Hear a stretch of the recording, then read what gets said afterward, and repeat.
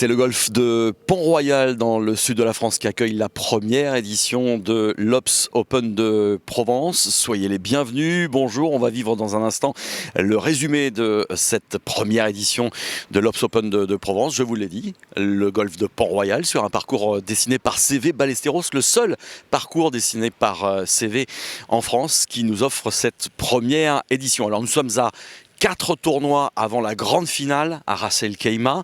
Les journées sont donc importantes maintenant pour tous les joueurs du Challenge Tour. Il faut marquer des points. C'est ce qui s'est passé notamment la semaine dernière pour un Français. Romain Langasque, suite à sa bonne performance, a réussi à remonter dans le classement pour se replacer en vue de la qualification pour la dernière épreuve. C'est ce qu'iront chercher tous les joueurs cette semaine, des joueurs que l'on va découvrir tout au long de ce très beau résumé. Je propose d'ailleurs tout de suite de prendre la direction du parcours en compagnie de Jean-Louis Tourtoulon pour découvrir un large résumé de cette première édition de l'Obs Open de Provence.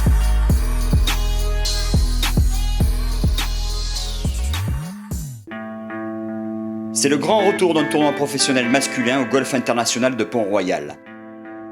4 ans après la dernière édition du Master 13, ce Obs Open de Provence offre un nouveau tournoi d'envergure internationale en région PACA.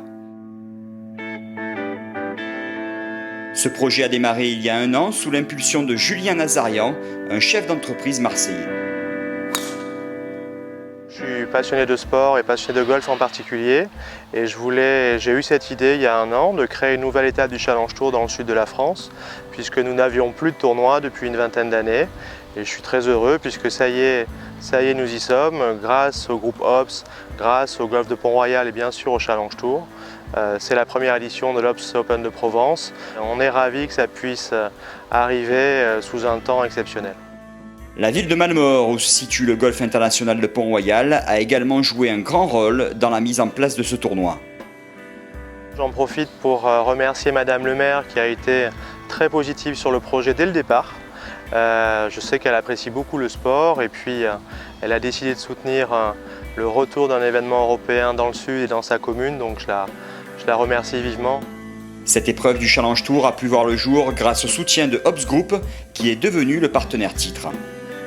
Julien est venu me rencontrer effectivement il y a à peine plus d'1 an, donc c'est une histoire qui est très récente. Il avait l'envie vissée au corps de vouloir organiser un tournoi du Challenge Tour, donc quand même quelque chose de très ambitieux, donc déjà ça m'a parlé. Et puis bon, il avait des difficultés à trouver un terrain d'accueil. À l'époque, il était sur d'autres options qui n'ont pas pu se réaliser. Et je lui ai demandé de me tenir au courant. Et puis voilà, quelques semaines après, en fait, il m'a rappelé en me disant, écoute, je ne trouve pas de terrain. Et je lui ai dit, écoute, moi j'habite Pont-Royal, sur le domaine, j'adore ce domaine. Et je vais poser la question à Jérôme Lorelidi, le directeur du golf, pour voir si on peut organiser le Challenge Tour à Pont-Royal. Et dès que j'en ai parlé à Jérôme, ça a été un grand sourire immédiatement. Et là, je me suis dit, il y a quand même les faits sont au-dessus du berceau du futur Obs Open de Provence. La présence d'Obs Group a également du sens car le siège de cette entreprise est situé tout près du golfe de Pont-Royal. Obs Group, c'est en fait une entreprise dont le siège est implanté à Aix-en-Provence, mais en fait une entreprise d'envergure nationale. On est, pour faire simple, on est des spécialistes de la logistique pour le e-commerce et de la distribution de courriers et de colis. Donc concurrent de la Poste pour faire ça, donc on est implanté partout en France, c'est 22 000 salariés quand même chez Obs Group. Avec un temps exceptionnel et une bonne organisation, cette première édition du Obs Open de Provence est déjà une grande réussite. Alors pas plutôt satisfait, déjà très satisfait, il y aura des choses à améliorer parce qu'on va toujours un peu dans le détail, quand même pour améliorer les choses, c'est là où on fait la différence. Mais effectivement, le temps, le lieu, la qualité du parcours. Il faut le dire, il a été préparé de manière extraordinaire. Moi j'ai eu la chance de pouvoir le jouer très récemment puis d'en discuter avec les joueurs. Ils ont l'air ravis d'être là. Et c'est très important pour la réussite d'un tournoi que les joueurs se sentent bien dans cet environnement, se sentent bien sur ce parcours parce qu'effectivement c'est leur outil de travail et on essaie de leur donner les meilleures conditions. Le parcours joue un grand rôle dans la réussite d'un tournoi professionnel de golf. Jérôme Lorelidi, le directeur du Golf International de Pont-Royal et son équipe ont redoublé d'efforts pour que ce tracé réponde aux attentes des joueurs et des organisateurs. La négociation pour organiser ce tournoi a eu lieu en octobre l'année dernière et depuis les équipes ont redoublé d'efforts et certaines améliorations ont été faites sur le parcours et le greenkeeper et son équipe ont apporté un grand soin au green et dans une année très dure avec une grande sécheresse et une grande chaleur, c'était pas évident d'avoir un parcours dans cet état et je les félicite tous. Je pense que c'est un parcours à son image. C'est un parcours où aucun trou ne ressemble à un autre trou. Les doglegs s'enchaînent droite et gauche, les trous montent et descendent, les greens sont protégés ou pas. L'eau est très présente. C'est un parcours où il faut réfléchir. C'est un parcours qui n'est pas un parcours de frappeur, c'est un parcours qui n'est pas très long. Il ne fait que 6400 mètres, mais il demande beaucoup de précision. Et c'est un parcours pour ce qu'on peut dire les swingers ou les gens qui ont beaucoup de mains. Tous les joueurs sont unanimes. Ce tournoi est déjà une référence. Cela fait forcément très plaisir à toute l'équipe du golf. Une intense satisfaction. Beaucoup de joueurs très sympathiques qui le félicitent, beaucoup de gens qui viennent les voir. Et pour des gens qui travaillent autant qu'eux dans l'ombre, c'est extraordinaire. L'équipe est vraiment boostée par cet événement et ils n'ont qu'une seule attente, c'est que ça recommence l'an prochain et qu'on puisse encore faire progresser le parcours. En fait, un parcours comme le nôtre, s'il n'a pas d'Open, ne progresse pas. Et l'Open est une source de progrès parce qu'on est obligé de se remettre en cause, de remettre en question beaucoup de choses. Et la différence de niveau entre l'Apps Tour et le Challenge Tour va nous forcer à revoir certaines choses sur le parcours et revoir l'entretien pour donner un parcours au niveau de ces joueurs. Cette première édition du Hops Open de Provence est particulière pour Javier Ballesteros. Le fils du grand CV qui a dessiné ce golf international de Pont-Royal vit une semaine chargée sur le plan émotionnel. Yeah, it's always special to play in a course designed by my dad, and as I said before, I'm very happy to be here, even though it wasn't my day today. Pour Javier Ballesteros, cet Hops Open de Provence est promis à un grand avenir. Yeah, I think it's. I was talking to Julien, the promoter, and he told me that the other three Challenge Tour events in France were in the north, and it's nice to have one in the south, and I think he's going to do it very well, and the tournament looks to be for a long time. Cette quatrième épreuve du Challenge Tour organisée en France est une excellente nouvelle pour Alain de Soultré, le directeur de la deuxième division européenne de golf. La France a toujours été une nation leader sur le Challenge Tour, puisqu'elle était à la base de la création du Challenge Tour, si on remonte dans à la fin des années 80, début des années 90. Et il y a toujours eu 2 voire 3 épreuves du Challenge Tour. Et cette année, de retrouver une quatrième épreuve du Challenge Tour en France, c'est vraiment très satisfaisant. C'est surtout très bien pour les joueurs français qui donc bénéficient d'une quatrième opportunité de jeu à la maison. Ça augmente le nombre d'échanges, d'invitations auxquelles la Fédération française de golf peut procéder avec les autres nations pour permettre aux jeunes joueurs de jouer plus fréquemment en dehors du territoire national et acquérir plus d'expérience. Donc c'est tout bénéfice pour tout le monde. Après, pour nous, revenir dans le sud de la France où on n'était pas venu depuis très longtemps, en plus dans un cadre fantastique, un parcours qui est très bien préparé, un promoteur extrêmement dynamique, des sponsors Hops Group qui sont à la hauteur de nos attentes. Donc tout se présente très bien et ce premier jour se passe très bien.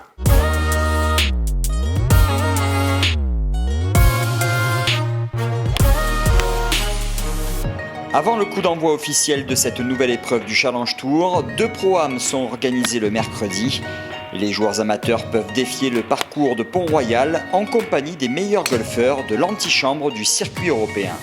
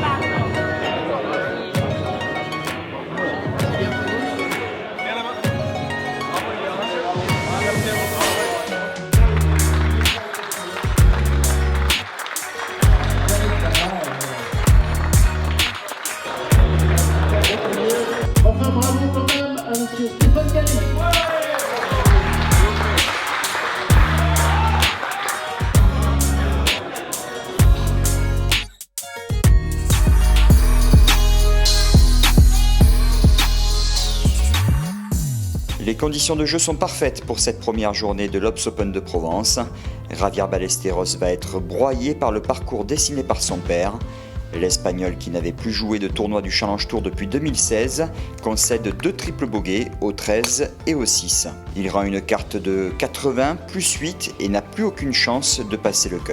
Le soleil est au beau fixe dans le camp français. Dans la foulée de sa belle 5e place au Kazakhstan la semaine dernière, Romain Langasque s'installe en haut du classement. Le Canois rend une carte vierge de tout bogey. Langasque score 66 avec 6 birdies et s'installe à la 2e place à -6. C'est une super journée pour commencer, deuxième partie d'affilée sans bogey et avec des birdies, donc voilà, je termine bien la semaine dernière, je commence bien cette semaine et le fond de jeu aussi est très bon depuis quelques semaines, donc non, ça fait plaisir. Il y a eu pas mal de changements dans mon entourage les derniers temps et du coup ça fait 1 mois et demi, 2 mois que je suis vraiment calé et que maintenant j'ai des voies à suivre et ça commence à déclencher, ça commence à se mettre en place, donc ouais, j'ai envie de faire une bonne fin de saison. Le tournoi la semaine dernière m'a bien remis dans la course et va me permettre peut-être de me qualifier pour les prochains. Donc maintenant, c'est moi qui ai les cartes en main et je vais continuer à rester patient et voilà, à suivre le processus que j'ai mis en marche et si les résultats tombent avec, ce sera bonus. J'étais déjà venu ici quand il y avait eu le tournoi du Alps Tour et c'est un plaisir de revenir parce que c'est un parcours qui est top et qui est sympa à jouer. Et puis voilà, c'est vrai que d'être à côté de la maison et d'avoir maintenant un 4e tournoi en France sur le Challenge Tour, c'est génial. Donc grand merci à tous les gens qui organisent le tournoi et sincèrement c'est une super organisation et franchement il n'y a rien à redire, donc un plaisir d'être là. Romain Langasque est rejoint par Damien Perrier quelques instants plus tard. Parti du 10, le Breton réussit un très bon aller avec 5 birdies entre les trous 12 et 18. Il réussira 2 autres birdies sur le retour contre un bogey ici sur le 2. 66 également pour Damien Perrier qui reste sur sa bonne dynamique des semaines précédentes. Certains jeunes golfeurs français peuvent bénéficier des conseils de Thomas Levé durant cette première journée de l'Obs Open de Provence. Le sextuple vainqueur sur le Tour européen est mandaté par la Fédération française de golf pour transmettre son expérience aux jeunes pousses tricolores. La fédération m'a demandé d'intervenir dans le haut niveau et puis d'aider quelques jeunes et quelques coachs aussi à avancer pour qu'on se retrouve avec des joueurs sur le circuit européen et puis en haut du tableau bien plus souvent et puis surtout de faire cette transition qui est difficile entre les amateurs et les professionnels plus facilement et donc de temps en temps de les aider sur un coup qui bloque, sur une idée de leur jeu qui n'est pas la bonne et il suffit d'un ou deux mauvais parcours et ça peut bloquer une saison. Donc mon rôle c'est de leur dire tu sais, t'es pas tout seul dans ce cas-là, on est tous passés par là et puis derrière de faire parler l'expérience. Voilà comment je m'en suis sorti quand j'étais dans cette situation-là. Essaye, peut-être que de ton côté ça va passer aussi comme ça. Il y a un tel qui s'en est sorti d'une autre façon, voilà comment il a fait. Moi j'ai eu la chance de voir passer 4 générations de golfeurs devant mes yeux et ça allait de joueurs comme Niklos jusqu'à maintenant les plus jeunes qui ont 16 ans. Donc c'est pratiquement 70 ans de golf que j'ai vu passer devant moi. Ils ont 70 ans d'écart ces gens-là et donc tu vois beaucoup de façons de faire différentes. Et mon rôle c'est d'être témoin de ce que j'ai vu passer pendant ces, pour moi, 35 ans de carrière. Robin Saucigrist s'installe aussi dans le top 10. Le gaucher rend une carte de 67 et pointe à 3 coups du leader. Joachim Behansen vire en tête après cette première journée. Vainqueur de 2 tournois du Challenge Tour cette saison et d'ores et déjà assuré de monter sur le Tour européen, le Danois a été très solide aujourd'hui. 5 birdies et un eagle au 14 pour le leader du classement général du Challenge Tour qui rend une carte de 65. Voici le classement de cet Obs Open de Provence après 18 trous. Joachim Behansen compte un coup d'avance sur 5 joueurs, dont 2 Français, Romain Langasque et Damien Perrier. En cas de victoire cette semaine, le Danois accéderait directement au circuit européen.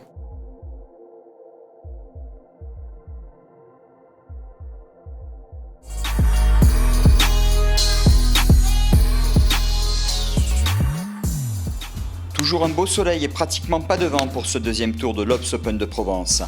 Après une première carte frustrante dans le par la veille, Victor Pérez se relance complètement dans cette deuxième journée. Le leader de la délégation française au classement général du Challenge Tour réussit le 2e meilleur score du jour. Un superbe 64 avec 9 birdies et un petit bogey qui le propulse à la 6e place ex-aequo à -8. Romain Langasque reste aux avant-postes également. Toujours très suivi par les spectateurs, le jeune Français a fait le spectacle avec 2 eagles, 3 bogeys et 2 birdies sur ses 3 derniers trous, dont celui-ci au 18. Carte de 69 pour Romain Langasque qui est 3e ex-aequo. Une bonne deuxième journée dans son ensemble. Démarrage un peu en dents de scie. Deux coups moyens qu'on finit dans des endroits vraiment mauvais, donc j'ai dû prendre 2 bogeys assez rapidement dans la partie. Puis je suis resté concentré et j'ai glissé un bon putt au 16 et un petit coup de chance au 18 qui me permet de faire le birdie. Donc après voilà, j'ai continué à jouer mon jeu et j'ai fait des super coups sur les par 5 là où je fais les 2 eagles. Puis après le reste était aussi solide, donc ouais, une super journée dans la continuité de la première journée. On arrive dans une phase de la saison où il y avait le Kazakhstan la semaine dernière et quand on voit les scores qu'il y a eu au Kazakhstan la semaine dernière, on voit bien que les mecs ils avaient planifié un pic de forme à ce moment-là et qu'il fallait y aller. Donc non, moi je suis vraiment content de comment je suis arrivé là, de comment je me suis arrivé sur ces tournois-là. Après le Challenge Tour c'est un circuit où ça monte aussi très fort, où les joueurs jouent très bien. Donc voilà, c'est pour ça le résultat je vais pas le contrôler, je vais vraiment continuer à faire bien le taf, je vais aller bien me reposer cet après-midi pour être prêt ce week-end et pour pouvoir me battre. Après j'ai un avantage je pense à jouer ici, c'est que j'ai le public. Déjà sur les 2 premiers tours j'avais beaucoup de monde qui m'a suivi et c'est un régal de pouvoir être encouragé comme ça. Donc je pense que ce week-end ça va être pareil, j'aurai ma famille, j'aurai vraiment un gros soutien et ça va être un avantage sur les autres. 3e à Pléneuf, Valandré, il y a 3 semaines, Hugo Léon se plaît en France. Le Chilien rend une 2e carte consécutive de 67 et prend seul la 2e place à -10. Hugo Léon est un grand fan des tournois organisés en France. I think that the 4 events that we played in France, the courses have been sensational. I think that the best organization of all the tour is done here.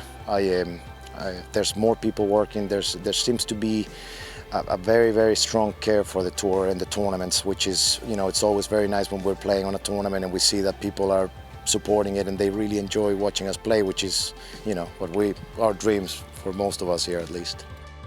Matt Ford a vécu le plus beau moment de sa carrière lors de ce 2e tour de l'Obs Open de Provence. L'Anglais de 40 ans a dompté le tracé dessiné par Severino Ballesteros avec un époustouflant score de 60, sa meilleure performance en carrière. Un eagle au 14 et surtout 10 birdies dont cette ultime ficelle sur le 18. Une performance irréelle pour Matt Ford qui est récompensée par les organisateurs de cet Obs Open de Provence. It's always amazing to have a course record. To the fact I beat the old one by 3 shots is obviously a great thing, and to nearly shoot the 59 is obviously is okay. But 60, I take 60. So yeah, I've had a 59 before. But that was in a pro-am, just a regional pro-am around probably an easier golf course. Voici le classement après 2 tours. Matt Ford compte déjà 5 coups d'avance sur son dauphin Hugo Léon. Belle 3e place pour Romain Langasque. 11 Français sur les 37 engagés passent le cut, fixé à -1. Mention spéciale pour les 2 amateurs Camille Bordone, licencié dans ce club de Pont-Royal, et Dimitri Marie. On félicite également Michael Heitmeyer qui a réussi un trou en 1 sur le 2 avec un coup de fer 6 magistral.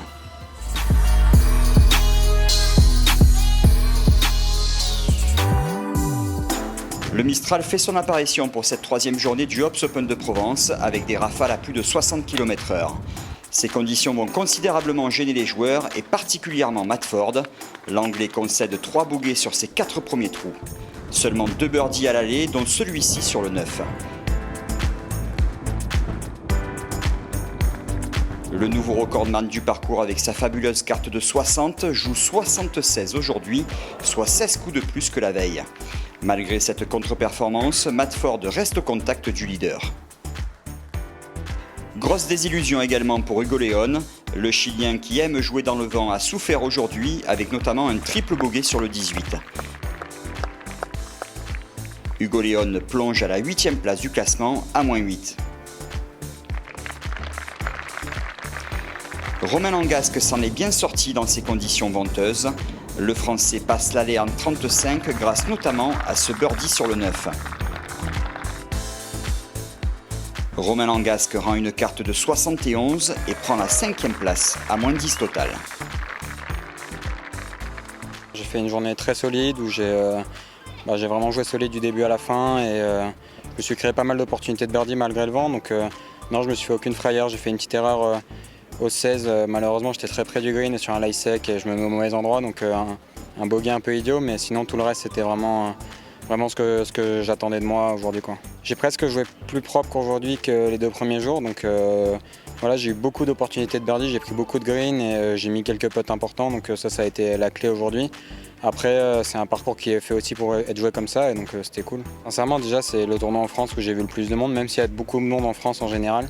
Là, c'est là où il y a eu le plus de monde, et puis étonnamment, même jeudi et vendredi, j'ai eu du monde pour me soutenir. Donc non, c'est vraiment, ça fait plaisir. C'est pas courant sur le Challenge Tour d'avoir autant de monde, donc c'est top, et grand merci à eux encore une fois. Le nouveau leader de cet Ops Open de Provence se nomme Victor Pérez. Le Français a été très solide toute la journée. Malgré 3 bogeys dont celui-ci sur le 18, il rend l'une des meilleures cartes de ce 3e tour. Un excellent 68 qui lui permet de prendre les commandes du tournoi avec un coup d'avance. C'est une très bonne journée dans le vent. Et comme je disais aux médias du Challenge Tour, c'est une journée un petit peu à qui tout double, où ça peut aller dans un sens ou dans l'autre en faisant un petit peu la même partie. C'est vrai que dans le vent, on peut prendre une mauvaise rafale au mauvais moment sur un coup avec de l'eau ou important, qui peut un peu nous retourner la partie dans un sens ou dans l'autre. J'ai su tirer mon épingle du jeu, faire plein de bons coups et arriver à faire quelques parts faciles entre guillemets au début, ce qui m'a permis d'économiser de l'énergie pour le retour où j'ai bien sauvé et fait quelques birdies aussi. Le vent, ça change complètement la donne, on n'en a pas du tout les mêmes clubs, c'est vrai qu'il faut une capacité d'adaptabilité sur les tee shots, parce qu'on sait que si on garde les mêmes clubs qu'on a joué les 2 premiers jours, les clubs pour aller vers le green seront beaucoup plus longs ou trop près, et il faut quand même faut rester vigilant. Le parcours a un petit peu séché et je pense qu'il le sera encore un peu plus pour demain, ce qui devrait rendre le golf intéressant. Je pense que voilà, il y a beaucoup de monde qui vient suivre Romain, qui est complètement logique étant de la région, et je pense que c'est vrai que c'est super pour les joueurs, voilà, d'avoir du monde, des gens qui viennent suivre, des jeunes qui viennent suivre les parties. C'est vrai qu'on n'a pas forcément la chance d'avoir ça toutes les semaines, et c'est vrai qu'on en profite. De nombreuses animations ont eu lieu pendant cette 3e journée. Un concours Beat the Pro s'est déroulé au départ du trou numéro 13. 3 jeunes golfeurs de la Ligue PACA ont pu défier les golfeurs professionnels. On les félicite car ils ont tous pris le green en régulation. Enfin, un clinique avec les 2 Français Jérôme Lando Casanova et Robin Roussel a été lancé juste après la fin du 3e tour. Les nombreux spectateurs ont pu apprécier les coups de ces 2 golfeurs que nous remercions pour leur disponibilité.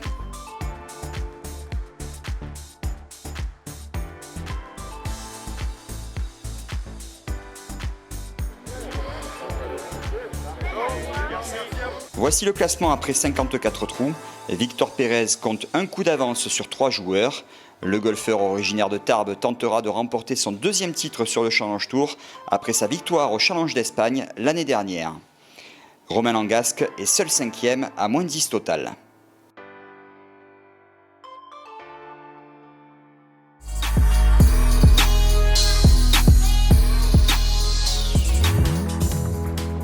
Le vent a quelque peu faibli pour cette dernière journée de l'Ops Open de Provence.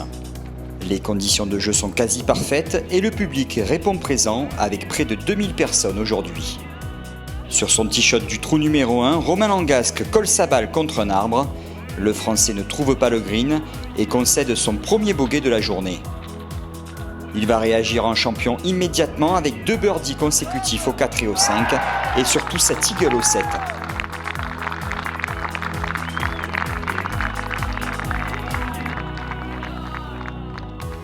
Langasque rate d'un rien un nouvel eagle au 9. Il passe l'allée en 32 et prend les commandes du tournoi à moins 14. Dans la dernière partie, Joël Guerbard réussit un sans faute. Un birdie au 2 puis cet eagle au 9 permettent aux Suisses de rejoindre Langasque en tête. Leader la veille, Victor Pérez reste au contact. Malgré un bogey au 3, il réussit 3 birdies dont celui-ci au 9 pour rejoindre Langasque et Guerbard à la première place. Victor Pérez démarre très mal son retour avec 2 bogeys et un double sur les 3 premiers trous. Ce chip trop long ici au 14 l'empêche de se relancer dans la course au titre. En revanche, Joël Guerbard n'abdique pas. Après un bogey au 12, le Suisse enquille ce putt pour birdie sur le 14 et rejoint à nouveau Langasque en tête. Leader après 2 tours avec 5 coups d'avance, Matt Ford poursuit sa dégringolade. Malgré ce birdie sur le 18, l'Anglais joue 74 après son 76 de la veille. Matt Ford prend la 6e place ex aequo, aux côtés de Robin Roussel notamment. Le jeune Français rend une carte de 69 et engrange de précieux points pour essayer d'intégrer le top 45. On approche du terme de cet Ops Open de Provence. Tout va se jouer sur le trou numéro 18, 1 par 5. Après s'être recentré, Romain Langasque joue son 3e coup. Il plante le drapeau et aura un putt de 2 mètres pour birdie. Le jeune Canois ne tremble pas et réussit son 5e birdie du jour. Carte de 67 qui permet à Romain Langasque d'être leader au clubhouse à moins 15.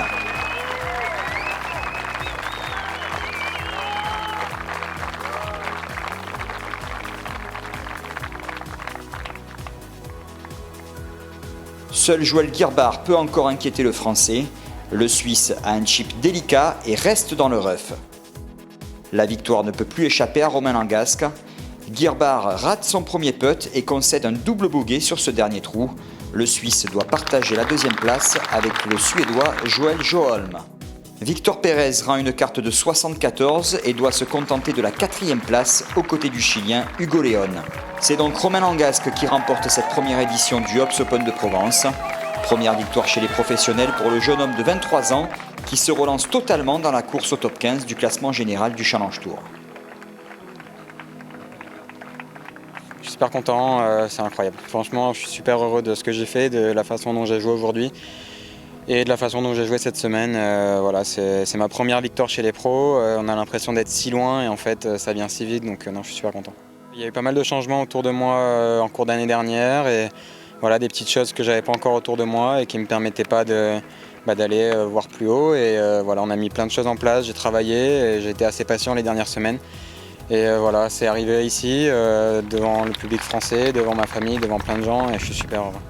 Sur le Challenge Tour, on a du public de temps en temps sur les dernières parties et tout ça, mais on n'a pas autant de public, on n'a pas autant de soutien et c'est ultra agréable. Et que ce soit au niveau du public ou au niveau de l'organisation, ça a été un super tournoi, une super première, donc félicitations à tous les gens qui l'ont mis en place. C'est pas simple quand il y a du public comme ça, quand on s'y attend pas, ils ont fait un super travail, donc non, un grand merci à tout le monde. Voici le classement final de cette première édition du Ops Open de Provence. Romain Langasque s'impose avec 3 coups d'avance. Cette victoire permet aux Français de faire un bond de près de 30 places au classement général du Challenge Tour. Langasque est 18e désormais, juste devant Victor Pérez.